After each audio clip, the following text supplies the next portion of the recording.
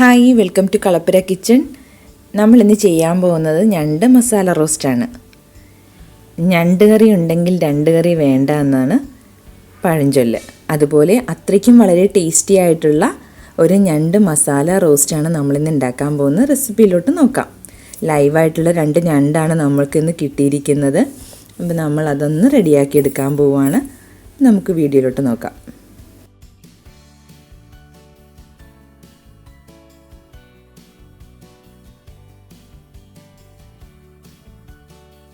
ഇപ്പോൾ നമ്മളിന്ന് എടുത്തിരിക്കുന്നത് ഒരു 3 വലിയ സവാള അരിഞ്ഞു വെച്ചിട്ടുണ്ട്, 2 തക്കാളി അരിഞ്ഞു വെച്ചിട്ടുണ്ട്, ഞണ്ട് വൃത്തിയാക്കി വെച്ചിട്ടുണ്ട്. അതുപോലെ തന്നെ ഞണ്ടിൻ്റെ ഫ്ലഷ് എടുത്ത് വെച്ചിട്ടുണ്ട്.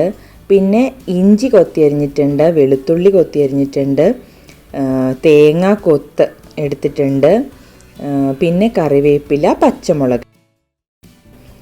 നമുക്ക് ഒരു പാത്രത്തിലോട്ട് എണ്ണ ഒഴിച്ചു കൊടുക്കാം. അപ്പോൾ നമുക്ക് ഇതിലേക്ക് സവാള ഒന്ന് വഴറ്റിയെടുക്കാം. പച്ചമുളക് ഇട്ട് കൊടുക്കാം.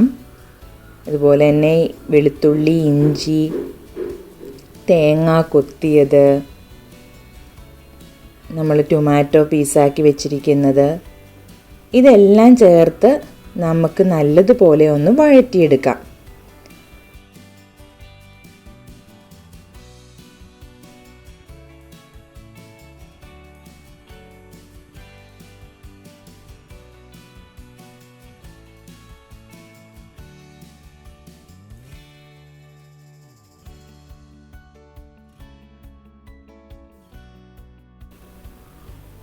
അതിന് വഴറ്റിയെടുക്കാനായിട്ട് നമ്മളൊരല്പം ഉപ്പും കൂടി ചേർത്ത് കൊടുക്കാം. അപ്പോൾ ഇത് വഴന്ന് വന്നിട്ടുണ്ട്.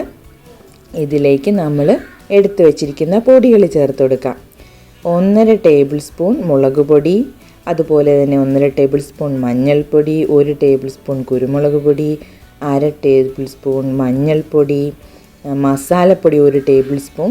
ഇത്രയും ചേർത്ത് നമുക്കൊന്ന് വഴറ്റണം. അപ്പോൾ വഴന്ന് വരുമ്പോഴേക്ക് അതിനകത്ത് നമ്മൾ ചട്ടിയിലേക്ക് പൊടികൾ ചേർത്ത് കൊടുക്കുമ്പോൾ അടിക്ക് പിടിക്കരുത്, കരിയരുത്. അപ്പോൾ അതിന് നമ്മൾ ചേർക്കുന്നത് വെള്ളം ചേർത്ത് കൊടുക്കാം.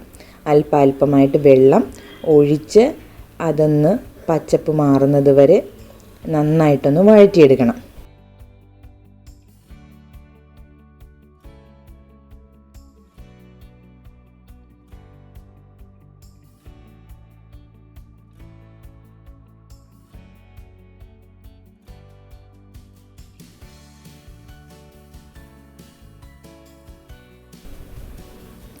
അപ്പോൾ ആ കറി ഒന്ന് തിളച്ച് വന്നിട്ടുണ്ട്.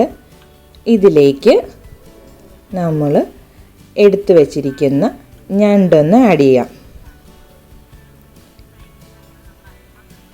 അടിക്ക് പിടിക്കരുത്, അടിക്ക് പിടിക്കാത്ത രീതിയിൽ ഇളക്കിക്കൊണ്ടേയിരിക്കണം. പിന്നെ നമ്മൾ എടുത്തിരിക്കുന്നത് ഈ ഞണ്ടിൻ്റെ കാലുണ്ടല്ലോ, അത് വലിയ ഞണ്ടാണ്. അപ്പോൾ ഇത് പൊട്ടിച്ചിടുമ്പോൾ നമുക്ക് കഴിക്കാനും കടിച്ച് പൊട്ടിക്കാനൊക്കെ ബുദ്ധിമുട്ടാണ്. അതുകൊണ്ട് ഞാൻ ചെയ്തത് അതൊന്ന് പുഴുങ്ങി പൊട്ടിച്ച് അതിനകത്തുനിന്ന് ഫ്ലഷൊക്കെ കംപ്ലീറ്റ് എടുത്ത്, അപ്പോൾ അതാണിപ്പോൾ ഞാൻ ഈ കറിയിലോട്ട് ചേർത്ത് കൊടുക്കുന്നത്.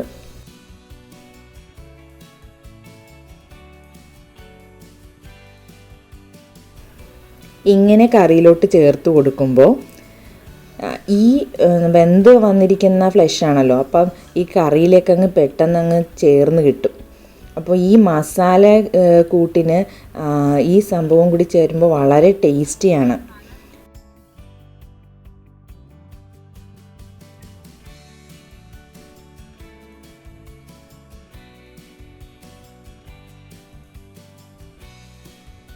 എല്ലാവർക്കും ഇഷ്ടപ്പെടുന്ന ഒന്നാണ്. ഇതാ കറി നല്ല തിളച്ച് കുറുകി വന്നിട്ടുണ്ട്. നമുക്കൊരല്പം കൂടി ഉപ്പ് ചേർത്ത് കൊടുക്കാം.